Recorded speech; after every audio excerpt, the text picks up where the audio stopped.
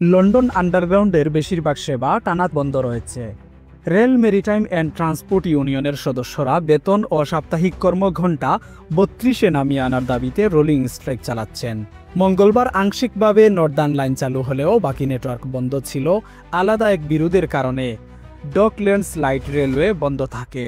Sheffield জানিয়েছে কর্মীদের জন্য ৩.৪% বেতন বৃদ্ধির প্রস্তাব দেওয়া হলেও কর্মঘণ্টার দাবি প্রতিষ্ঠানটির জন্য অগ্রহণযোগ্য। ডিপো ম্যানেজার ও সিগন্যালার সহ অনেক কর্মী কাজ থেকে বিরত রয়েছেন। লন্ডনবাসী বিকল্প হিসেবে নৌকা, সাইকেল ও বাস ব্যবহার করছেন। বাইক ভাড়ার ব্যবহারও বেড়েছে কয়েক গুণ। প্রধানমন্ত্রী ও মেয়র সাদিক খান উভয় পক্ষকে আলোচনায় ফিরতে আহ্বান জানিয়েছেন। তবে আরএমটি এর মহাসচিব এডি ডেমসি সাদিক খানের বিরুদ্ধে শিল্প সম্পর্কের সম্পূর্ণ ভেঙে পড়ার অভিযোগ তুলেছেন।